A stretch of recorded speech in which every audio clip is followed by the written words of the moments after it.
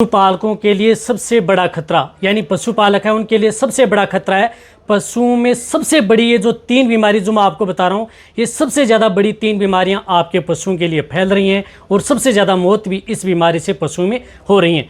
यानी पशुओं के लिए जो अब सबसे बड़ी बीमारी, पशुपालकों के लिए सबसे बड़ा जो खतरा अब जो इस वेदर के अंदर जो देखने को मिल रही हैं, रही बात जो जिस तरह के केस हमें देखने को मिल रहे हैं, उसी के अंदर मैं आप आज की वीडियो लेकर के आ रहा हूँ। क्योंकि बहुत इस तरह के जो पशुपालक हैं उनको पशुओं से बहुत ही ज़्यादा यदि सही जानकारी नहीं होने की वजह से उन्हें नुकसान उठाना पड़ रहा है।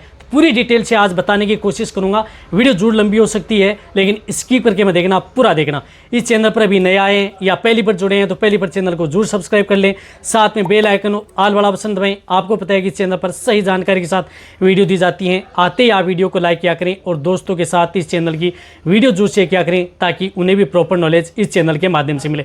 देखो, इस तरह के वेदर के अंदर जो सबसे ज़्यादातर जो बीमारियाँ पशु में फैल रही हैं, वह यदि आप पशुपालक यदि आप समय पर ध्यान नहीं दे पाते हैं या सही समय पर यदि आप उनका ट्रीटमेंट नहीं करवा पाते हैं तो उनकी वजह से पशुओं की सबसे ज़्यादातर दिक्कतें पशुओं में देखने को मिल रही है। देखो, ये वेदर है, इस वेदर के अंदर पशु में बैक्टीरियल डिजीज़ भी हो सकती है, वायरल डिजीज़ भी हो सकती है, फंगल इन्फेक्शन भी पशु में देखने को मिलता है, जो कि ज़्यादातर जो केस हैं अब इसके अंदर देखने को मिल रहे हैं। सबसे पहले तो मैं आपको बताना चाहूँगा कि इस मौसम में आपको सबसे ज़्यादातर केस जो मिल रहे हैं वह लंगड़ा बुखार, ब्लैक क्वार्टर, जो आपको देखा होगा कि आपके पशुओं में जो लंगड़ा बुखार है, ब्लैक क्वार्टर है, जो काला बुखार वह आपके पशु में देखने को मिल रही है। यदि आपने इसका सही समय पर यदि ट्रीटमेंट कर लिया, रही बात 3 डेज सिकनेस भी पशु में देखने को मिल रही है, यानी 3 दिन वाली बुखार जिसमें पशुओं को बहुत ज़्यादा तेज़ बुखार होती है, वह भी साथ में इस तरह के केस हमें देखने को मिल रहे हैं। तो सबसे ज़्यादातर जो मैंने बताया कि आपके पशु में जिस प्रकार से लेमनेस है, पशु लंगड़ा करके चलता है, पशु का टेम्परेचर हाई हो जाता है,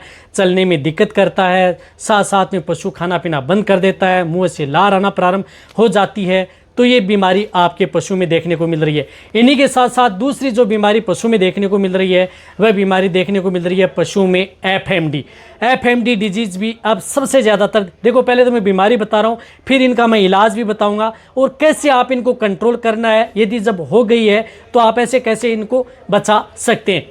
तीसरी जो बीमारी, जो सेकंड जो बीमारी बताई, एफएमडी पशुओं के लिए सबसे ज़्यादातर दिक्कतें आपके पशु में देखने को मिल रही होगी।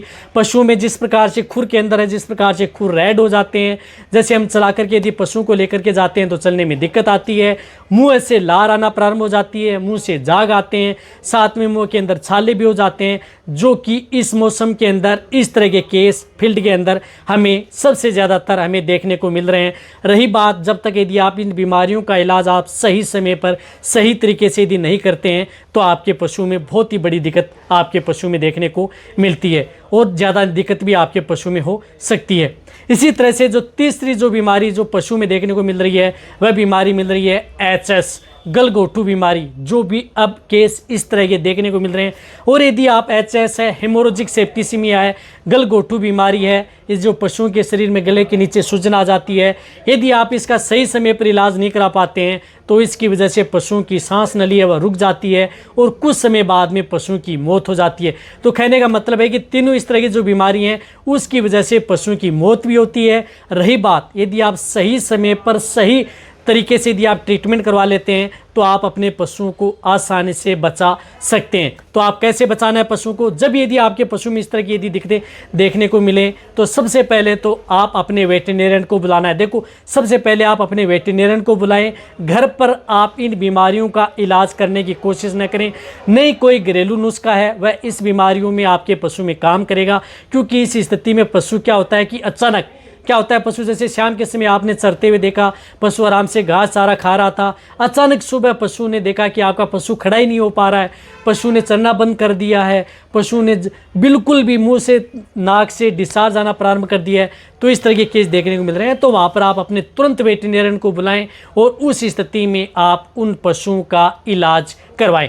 अब इलाज क्या है इस तरह के केस के अंदर, सबसे पहले तो आपको इसमें एंटीबायोटिक जो इंजेक्शन आते हैं, एंटीबायोटिक इंजेक्शन का उपयोग इस तरह के केस के अंदर करना है, जो कि आपका वेटरनरियन डिसाइड करता है कि कौन सी एंटीबायोटिक। बहुत इस तरह की जो एंटीबायोटिक हैं जो इस तरह के केस के अंदर लगती हैं, जिस प्रकार से पेनिसिलिन ग्रुप की एंटीबायोटिक भी इस केस में काम करती हैं।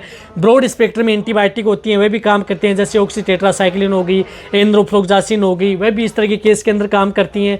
साथ साथ में जिस प्रकार से अदर एंटीबायोटिक हैं वह भी आप उपयोग कर सकते हैं, जिस प्रकार से सेफ्ट्रीजोन है, अदर एंटीबायोटिक है। तो वह आपका वेटेरिनरी डिसाइड करता है कि कौन सी एंटीबायोटिक इस तरह के केस के अंदर पशु में लगती हैं, तो वह एंटीबायोटिक उपयोग करनी है। साथ में पशुओं को एनाल्जेसिक इंजेक्शन इस तरह के केस के अंदर बहुत ज़्यादा जरूरी है।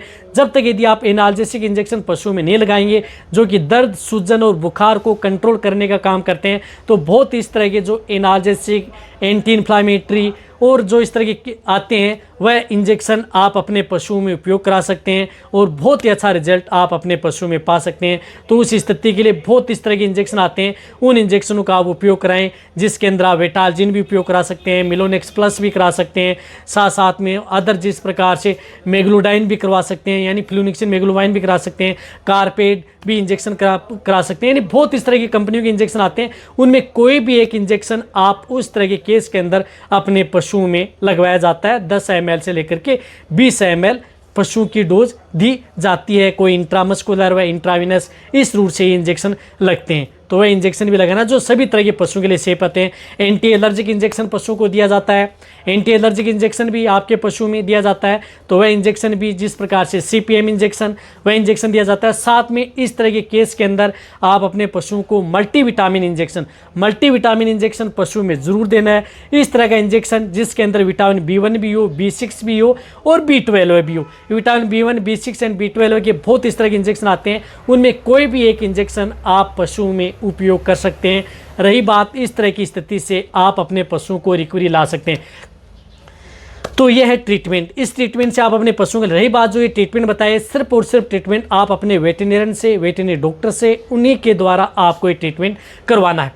और आप इन पशुओं का इलाज कैसे कर सकते हैं, यदि आपके पशु में यदि जो एरिया है, जिस एरिया में पशुओं को बीमारी फैली नहीं है या बचाना चाहते हैं, तो उस तरह की स्थिति में आप उनके लिए एक वैक्सीन आती है, उस वैक्सीन का उपयोग करें, जो आपके पशु में जिस प्रकार से HS में भी काम करेगी, FMD में भी काम करेगी और BQ में भी काम करेगी। तो रक्षा ट्राइवोक जो वैक्सीन आती है, वह वैक्सीन आपका उपयोग पशुओं में करा सकते हैं। तो ये वैक्सीन जो पशु स्वस्थ हैं, यानी जो पशु बीमार हो चुके हैं या इस बीमारी से ग्रसित हो चुके हैं, तो आप इस वैक्सीन का उपयोग नहीं करना है। आपको सिर्फ और सिर्फ वैक्सीन जो आपका पशु एकदम स्वस्थ है, यानी कोई दिक्कत आपके पशु में नहीं है, तो आप ये वैक्सीन उन पशुओं को लगवा लें।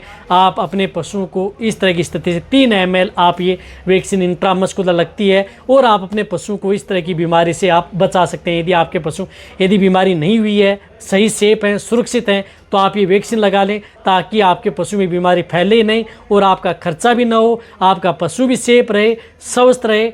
इस तरह से आप अपने पशुओं को मरने से बचा सकते हैं। साथ में आप अपने पशुओं को अच्छी डाइट, अच्छा दाना मिश्रण, इम्यूनिटी बढ़ाते रहें, ताकि आपका पशु बीमारी ना हो। तो इस तरह से आप अपने पशुओं को बीमारी से बचाया जा सकता है, पशुओं को कंट्रोल किया जा सकता है और पशु को सेफ रखा जा सकता है। तो ये वीडियो जितना हो सकता है पशुपाल सभी के साथ ये वीडियो शेयर कर दें, ताकि वे अपने पशुओं को आसानी से बचा सकें। इसी तरह से वीडियो देखते रहें। थैंक्स, धन्यवाद। आपको बताया कि यहाँ पर जो भी जिस तरह की वेदर के अनुसार जो बीमारी होती है, वह तुरंत आपको इस चैनल पर वीडियो ला दी जाती है। धन्यवाद।